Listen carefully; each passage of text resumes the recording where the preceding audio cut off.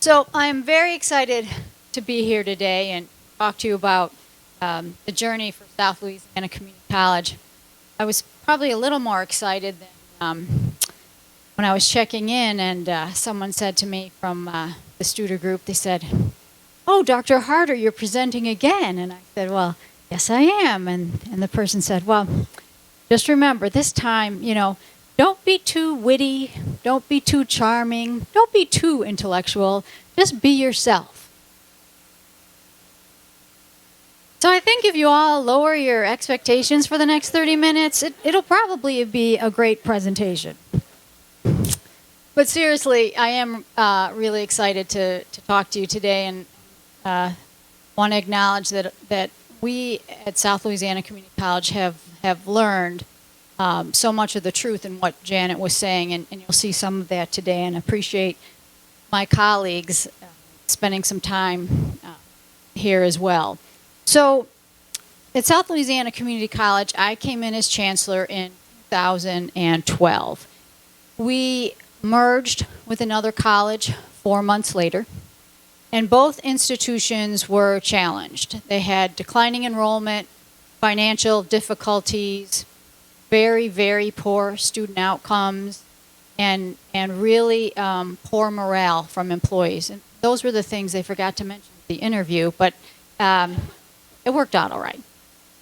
And so as we were trying to come to grips with the merger, trying to address the financial and the enrollment concerns to keep the ship afloat, I began to be concerned that there wasn't a sense of urgency by the people that were there in terms of addressing those issues. And I came in from the outside. I'm originally from New York, and I really didn't understand why we weren't making change, why things weren't happening. And so I sort of became a leader that I didn't want to become, and I began to dictate, and I began to mandate certain things happening. Really, that's how we operated for my first 3 years, was trying to get people to do things because I used the power of my office and the power of my title to make change happen. And we did have some change. We stopped the enrollment losses, the financial bleeding. We didn't do much in terms of student outcomes, a little bit, and we certainly didn't change morale. And as a matter of fact, ended up with a universe that looked like this. There was a lot of mistrust, terrible communications. I mentioned this poor student outcomes.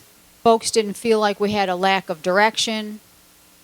Little respect for one another, and that comes from just being continually told what to do and expected to do it. We still had many student complaints. We didn't have meaningful partnerships, not just outside the institution, but inside the institution. And we lacked a lot of community recognition. I tell the story of wearing my SLCC pin to a Starbucks, and someone said to me, "Oh, you work at South Louisiana Correctional Center?" No, I don't. Sometimes I'm sure the employees feel it's like that, but no. And so after those 3 years, when I think that we really sort of squeezed all the improvement we could out of beating it out of people, I went to my executive committee and I said, "You know what? We are never going to be a great organization this way. I'm exhausted. Our people are exhausted. We have got to do something different." And so I asked them to blow up the way that we managed and led the organization. I asked them to help us build a strategic planning process and a leadership process where the executive committee was not involved. I knew that we were not going to fix this because nobody trusted us. They just looked at us as negative consequences and the hammer. And I didn't believe that folks would come to the table with an open mind about being a different organization together. So I think some of them thought I had some kind of crazy Yankee fever. But in the end, they agreed because, quite frankly, we really didn't have another choice in terms of moving forward. And that's how we were fortunate enough to bring Studer in. We built a strategic planning committee that did not have any executive members on it on purpose. It was primarily faculty and staff. We had a couple mid-level managers, but we did strategically choose who was on that committee so that 3 groups were represented. First, people who believed that administration and leadership wanted to do the right thing. Those were the easy. We picked people who were student-focused, but who were still very wary about administration. And we picked some people who were absolute naysayers. Because if we were going to be honest and say that we wanted all voices involved in our strategic planning discussion, all voices in determining where we wanted to go, how we were going to get there, we had to put people on that committee that were not supportive of us and see how it all worked out. The good news is it did work out. And through that sort of peer process, that group came up with our 4 pillars. People, taking care of one another. Student success, the why of us.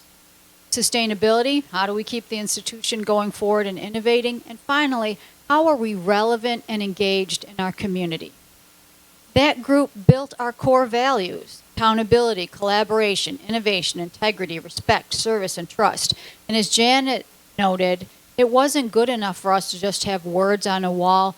We were going to figure out how to live these. And oh, by the way, I just realized, I never noticed before, the rings around trust, because that is the key to everything. If you don't have trust, you can't move forward in any way. And so we are now 4 years into this work, and it has really been the game changer for our institution. One of the things that, how many of you have done some sort of employee engagement survey in your organization? Okay. How many of you have never done an employee engagement survey or had one put forth? Okay. So you know essentially an employee engagement survey, if you aren't engaged with Studer, really is about how do people feel about where they work. And the Studer Employee Engagement Survey kind of looks at 9 different areas. Their personal feelings about work, their immediate supervisor, how do they feel about departmental leadership, institutional leadership, senior leadership. For us, I added questions specifically about myself at one point.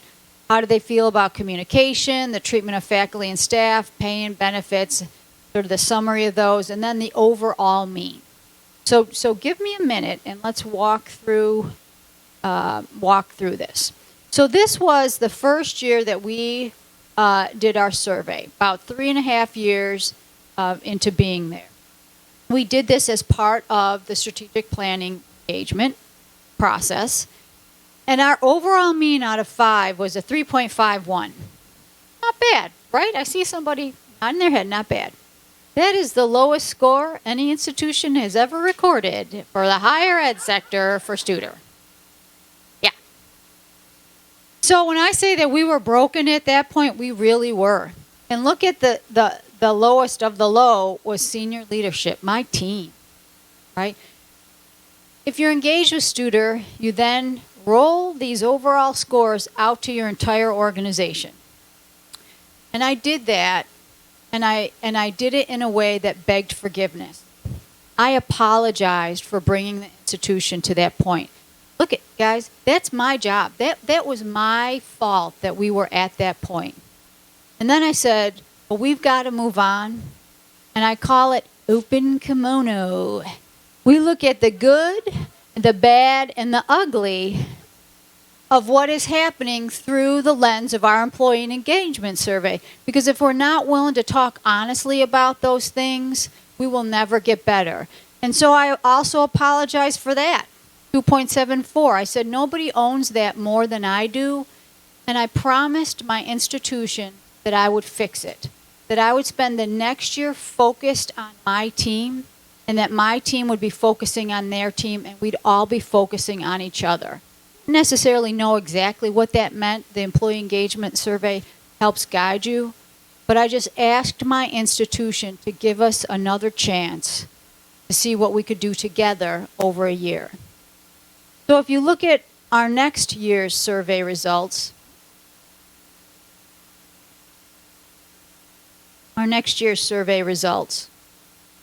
We ended up with a 4.05 out of 5.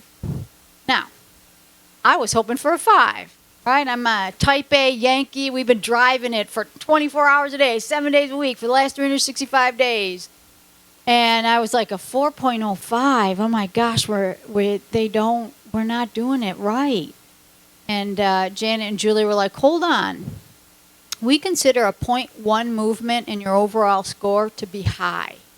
0.2 is very high. No one has ever moved the needle 0.54 before in 1 year.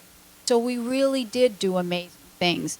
And I think the most exciting part for me was that even if senior leadership and I didn't do everything we said we were going to do, or we didn't do what we did get done perfectly, our employees were open to the idea that we were trying really, really hard to make it better.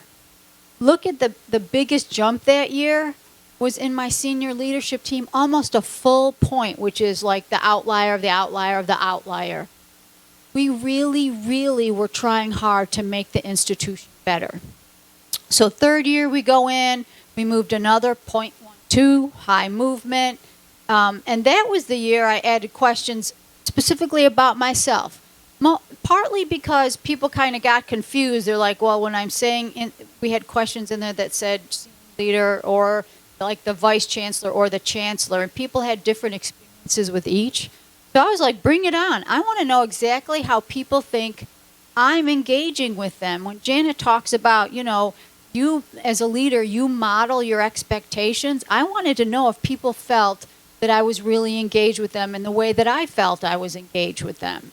So I was like, not scared at all. I'm like, I want to be better at it. Tell me how to be better at it. And then finally last year, we moved up 0.12 again. So really good stuff. We just got our results back for this year, and I'm going to talk about that in a second. But as we looked over how we'd been doing the last 4 years, one of the things that we knew was, okay, we are moving the needle internally on how people feel about their work and those types of things. But I really wanted to understand, like what did it really mean when you look at the questions? What were people really saying? They felt really were really meaningful to them. So I asked about the 10 items with the highest meaning. The first 3 are all personal feelings. Number 1, the work I do is meaningful to me, is a 4.78 out of 5. My work positively impacts the success of our students is a 4.6. I go beyond what's expected of me to ensure the success of SLCC is a 4.71. Like they come to work because they believe what they do matters. They believe they're impacting our students, which they are, and they go beyond what's expected of them. Folks, in baseball, these are the money questions. If your employees are that engaged, the sky is the limit. And with scores that are like out of this world. If you look then, what do they rate next highly? My immediate supervisor makes the best use of available funds. There's a rare one. But it tells you that we're being transparent about what we're doing with our resources. I mean, for that to be the 4th highest rated or ranked question means there are serious conversations going on about money, which is great. My immediate supervisor demonstrates a genuine concern for my welfare. Awesome. Then there's a senior leader question. I see my senior leader making progress to lead SLCC to be successful. Dang, there's direction. And then a whole nother group about my immediate supervisor, recognizes good performance, provides me good processes and resources to do my job, connects with me in an honest way to build trust, provides the support needed to accomplish my work objectives. All over 4.5s. Man. So then you say to yourself, that is great. We're moving the needle internally. But how do we know everybody else isn't doing the same thing and maybe we're just kind of standing still? What Studer also provides to you is a comparison of where your scores are to the scores of other organizations within your sector. So you can see whether or not you are at or above, or you are either the highest score for your sector or you're tied for the highest score in your sector. So this was our base year. Our second year, there were 4 areas in which, in just 1 year, we were the gold star standard in 4 areas: personal feelings about work, immediate supervisor, communication, and then the overall mean. By our third year, we are the gold star standard in 6 areas: personal feelings about work, immediate supervisor, senior leadership, booyah, communication, culture, treatment of employees, and then the overall mean. And then last year, we were the gold star standard in every single area. Well, because our people get it, right? Our leadership gets what's important. I mentioned we just got our results back literally last week. Appreciate Julie scrambling to get us some initial data. So our last year, 18-19, our score was a 4.29. For 19-20, it's a 4.23. I'll take it. It's a very high score. I expect, a little up and down everywhere. All good. The thing, and we'll figure out where there's warm spots or hot spots that we need to pay attention to. But the key thing for me out of this year's survey, and Janet talked about it, is that communication is now over a 4.0. That means people are talking to each other, not emailing, not texting, not talking about somebody to somebody else. They're having face-to-face conversations about what's important. And if you can crack the communication nut, you are halfway there. So really excited about that work. One of the ways I sort of triangulate our improvement, what we're doing through Employee Engagement Survey, is with a survey called the Great Colleges to Workforce Survey that the Chronicle of Higher Education does. So this is, so you could, and I'll explain it, but so red is really bad and dark green is very good. And this is essentially follows the trajectory of our journey with Studer. So this was sort of the first year. This was 2013, the year before we started having conversations with Studer.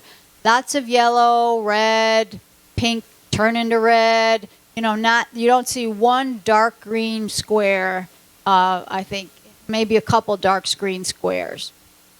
You go to the next year and things are getting worse. There's a lot more red, a lot more greens that have turned red, or turned gray, which means watch out. The pinks are now replacing the yellows. And then the next couple years, when we are really in the thick of it, so this is the year that we do our first employee engagement survey, man, we are in a lot of trouble. Next year, we're still trying to work our way through things. Third year, well, guess what? We're kind of getting rid of the red. We've got a couple of pinks left, one red. This is the pay line. I don't know if I'll ever get over that. But you can see that we are really moving. I mean, we got some areas that are all dark greens, which is great. And then last year, actually the pay line went from red. It's hard to see, but it's pink. So the number is going slightly up every year. And then as I understand it, we just got these results last week. This year's, you'll see even more green replace the gray. And we might even have moved from pink to yellow in the pay area. So it's just another way for us to say that we've got validation that what we're doing internally is working across the institution. One of the things that's been exciting for me, I didn't realize it was happening, I didn't think about it as we were moving through it, was that as the communication has improved, as we've lived those core values, the integrity, the trust, respect, pieces of it, and folks started talking to each other and silos started coming down. This is a picture of a new planet being formed, right? Of gases swirling around and pressure. And I love it because it kind of reminds me of the way that innovation has happened at my institution without me even realizing it. Somebody's talking to somebody else they might never have talked to before. Somebody's rounding with someone and they bring up an issue that we think about how we have to solve. And really, I would say probably 2.5 years ago, innovation started bubbling up from people who felt like they could fail forward, that they trusted if they came out with an idea that they would be listened to, that if there was a problem they couldn't be solved, nobody would say to them, well, isn't it too bad you couldn't figure that out? But no, what they really were doing was saying, well, how can we come together and solve it? And so we have innovation going on, particularly for my higher ed friends, in advising and in pathways, in grants, all driven towards student success. Because as we started taking care of each other, and there's this great quote that Dr. Fields from, I forget where he's from, he said it when we were at DHP in New Orleans. He said, if you don't take direct care of a student, take care of someone who does. I love that. As we started to do that, people then began to stop being surrounded by what they thought were their own issues and started turning towards the issues of our students, all on their own.